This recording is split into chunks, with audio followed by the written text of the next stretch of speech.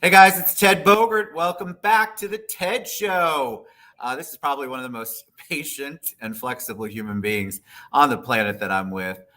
This is Shelton Lingo Smith. Lingo was supposed to be on the show yesterday because of technical difficulties and a lot of difficulties. I could not get him on here, but he was gracious enough to come back on today. We're doing a series on the TED Show, a Black History Month series.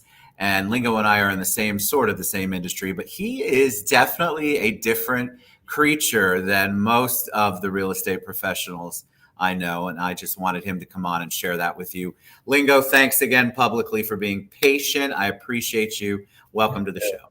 Most definitely. I'm glad to be on the show. The first time I noticed you, which I don't know if I've told you that, I think is when you performed at Realtor's Got Talent.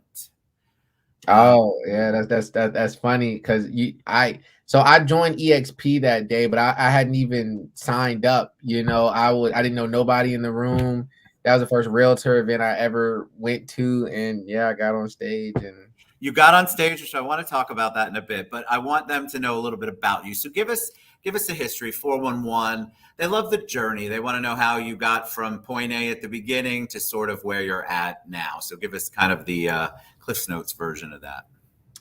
yeah. So where I come from like a very rough side in South Carolina, Columbia, and grew up in a lot of people had that impoverished mindset, but I always knew that there was more to life. So long story short, I ended up going to the military because my mom would just leave those army pamphlets everywhere. Go there, I'm not fulfilled. It's not for me. I ended up getting married like way prematurely. Um, that separated. Started a few businesses. Started up a trucking company when I was 19, and then I was like, "That's not really what I want to do." I had a bad partner. Then somehow I came back to South Carolina. I was like, all right, I love music. So where should I take this? And that's what brought me to Florida, and I ended up going to Full Sail University. Then I'm like, look, you can't teach creativity. So I ended up leaving Full Sail, and I went from Full Sail, and I was like, I always wanted to fly planes. So I ended up going to aviation school. I started flying planes. I was like flying Cessna 172s and stuff like that. And it got to the point like I was so broke, I didn't have like enough money in my flight account to keep it up. So I ended up meeting this guy that wholesaled, and I was like, all right, I get in the wholesale and I make some quick money. And but long story short, he was doing it illegitimate, and I was like, man, I don't want to do it like this. So I'm like, the only way I knew how to do it right was to go and get my license. So I ended up getting my license, started since 21. That wasn't for me. Like it's just the culture just wasn't there like I would have liked for it to be. And then I ended up meeting Bobby Davidowitz. Well, before I met Bobby, I spent my last $3,000 on a communication coach. I didn't even have a $3,000. Like he was so good. Like he made me take out a credit card right then and there, and I like paid him and changed my life forever. I met Bobby, started with EXP, and then yeah. Big shout out to Bobby Davidovitz. He's such a great guy and such an encourager. The dad, I think, of the organization. He's an That's right. amazing human. All right, so I didn't know all of that. I knew you had to have some sort of creativity in the background, music or poetry or a combination of both. The airplane part really threw me for a loop. I did not know that, so let's talk about that at some point. But real estate, once you get in, you can have all the training you want, all the rah-rah sessions you want, but then you have to get to work. So what was that like for you? Did you have a lot of contacts already that you could go to? How did you start? Because a lot of realtors who get in, one of the first questions they ask is, how do I build up that pipeline? Yeah, that's crazy. It's so funny. I had probably the worst spear, broke college students, right? Or like when I was in the music world, a lot of people that are like nomads, they just like traveling everywhere, getting high. And I'm like, man, these aren't the type of people that's gonna make a good spear. So yeah, I dibbled and dabbled, I did everything. So I initially on Opsity, right? Because they give you those free leads, you take that cut. And so I ended up doing 1.5 million in sales my first month in Wow. real estate. Yeah. And I was able to do that. I got 2 deals off Opsity my first month, which gave me like the momentum. And I like really leveraged like my mentor. And he was just like, yo, do open houses. It changed my career. It could work for you. And so I was like, all right, if it worked for him, it could do at least half for me. So I picked my demographic. I was like, I don't want to do nothing less than 500,000. I got really bougie really fast. Like, you know what I'm saying? And so, I picked a house that was like 690, and I called him. I was like, hey, my name is Lingo. Me and my team specialize in doing open houses. Is it okay if I do one for you and the seller? And she was like, I'm actually going out of town this week, and the seller would love for that to happen. And I was like, all right, cool. I get the signs. I'm ready. And I got my water. I got some chips. Went out there, and I never forget, the first day was a fluke. And I just like, I was like, I can't let this happen again. So I taped like my business card and like a note to like because it was a gated community, and a lot of people weren't getting in because of the gate.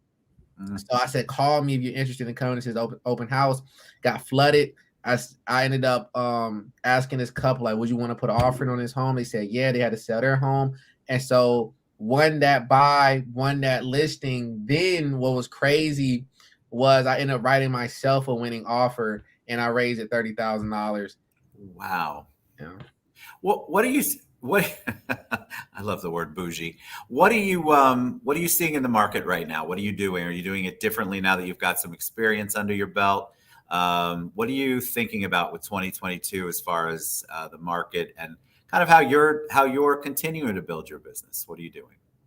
I mean, what I see in the market is a lot of people are going to get weeded out, buyers and agents, just obviously because of the APR rates is rising, and then on top of it, inventory is getting so low. These newer agents or agents that aren't really about it, you're not going to survive it all. But what I continue to do is, like I said, I went through Zillow Premier, I went through, open house strategy, door knocking, cold calling. But what transcended me was ads, like doing like high quality commercials, putting ad campaign money behind it, and just having people just organically hit me up. But I niched out, so I would literally get like people fall on my calendar, and I just say, hey, this is Lingo, Airbnb investment specialist. I see you interested in making some Airbnb investments, and it'll just turn to this long conversation, and it just come back. I love it. You're building on what you already know works and tweaking it as you go, which is awesome. Talk a little bit about Airbnb is a big topic.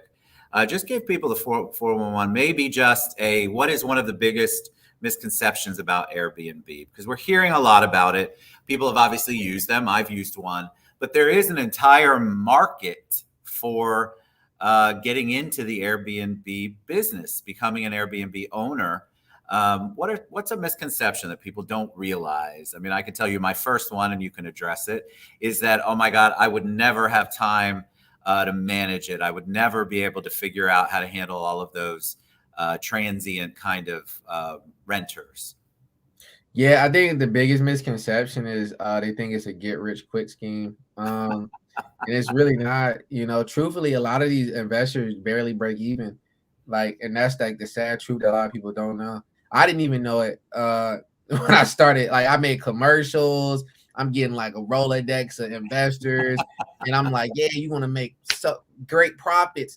And then but this is how I knew that there was something up with it, right? So these are obviously investment properties. So, the biggest deciding factor is the numbers. So I'll call these investors up, and I'll say, not the investors, the property management companies. I'll say like, hey, I want to be able to see the P&Ls so I can send over to my interested buyer.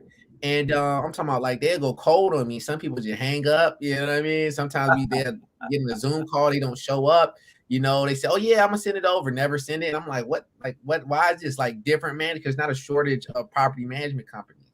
And I'm like, none of this is making sense.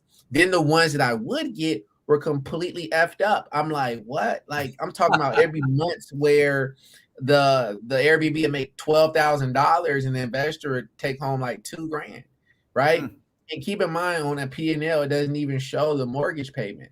It's just showing the property management fee and the other expenses.